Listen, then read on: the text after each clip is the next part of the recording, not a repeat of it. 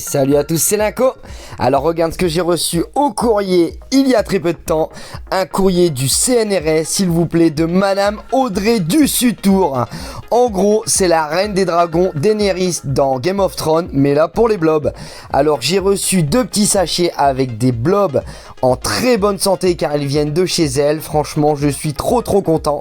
On va démarrer une expérience de malade. Alors pour le réveiller, ce petit blob, qu'est-ce qu'on va faire? On va préparer de l'eau chaude, laquelle on va rajouter de l'agar-agar. Alors là j'ai mis 25 centilitres d'eau, je mets un sachet d'agar-agar et ensuite on va touiller jusqu'à porter ça à ébullition. Il faut bien que ça bout pour créer notre gelée. Voilà, dès l'ébullition apparue, on attend quelques secondes, on éteint et c'est terminé. Il n'y aura plus qu'à verser ça dans un petit pichac à bec verseur pour pas en mettre partout.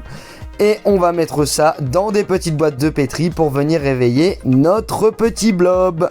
Alors le blob que j'ai reçu, c'est le DW, vous avez peut-être vu sur le petit sachet.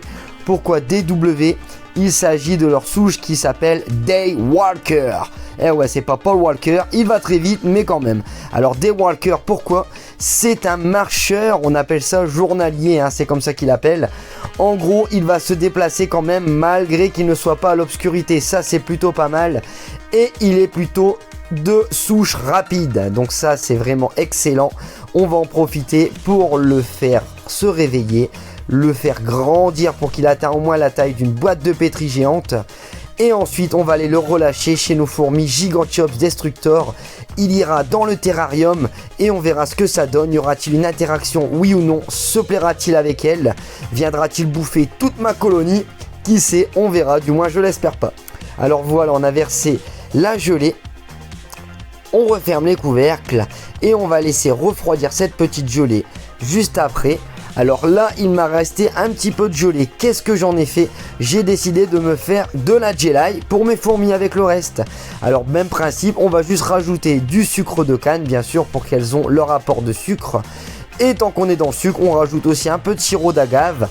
On va mélanger ça et ensuite je vais aller foutre cette petite liquide sucré en forme de gelée dans mes petits abreuvoirs standards. Voilà ce qu'on va faire. Je vais les laisser sécher et ensuite on testera. D'ailleurs, je vous ferai une vidéo avec le plus gros récipient de gelée protéinée, enfin pas protéinée là, juste sucrée. Je vous ferai une vidéo pour les offrir à mes Nico Barenzis. Yeah! Alors, on va prendre notre petite gelée pour le blob surtout. On va aller mettre ça au frigo en dessous de la bière comme d'habitude. Et au bout de 15 minutes, on viendra voir si la gelée a bien figé. Alors pour info, j'avais déjà tenté ça début de cet été, vous vous rappelez j'espère. J'avais mis ça mais en short vidéo short, hein. J'étais en short aussi parce qu'il faisait très chaud. Mais le problème c'était la canicule, la gelée devenait plus liquide très rapidement. Le blob n'aime pas les hautes températures, là on était autour des 30-32 donc ça n'allait pas du tout. J'ai eu énormément de mal à réveiller mes blobs que j'avais endormis moi-même, donc à l'arrache. Là par contre on arrive avec une super souche, c'est parti. Alors comment on fait pour réveiller le blob? C'est très simple. On prend les petits blobs qui sont ici desséchés. En fait, ils sont tout secs sur un petit morceau de sopalin ou un morceau de filtre à café. Il se met en état de diapause, entre guillemets, comme nos fourmis. Donc en état léthargique. Il vient se reposer. Il est en dormance. Pour le réveiller, c'est très simple. Il suffit de prendre notre petit blob. On va le tremper dans un verre d'eau. Alors de base, on prend un verre d'eau, surtout avec Cars sur le verre. Ça permet d'avoir un réveil qui sera plus rapide. Et ensuite, on y va. Voilà, je prends mon petit bloby.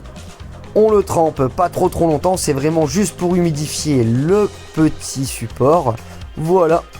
On enlève la dernière petite gougoute comme d'habitude. Et on vient le transposer sur notre petite boîte de pétri avec la gelée qui a bien figé.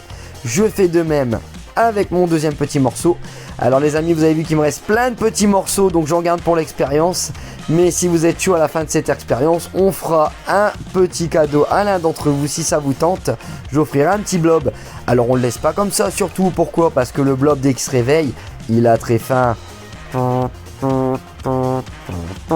Voilà monsieur Cacahuète.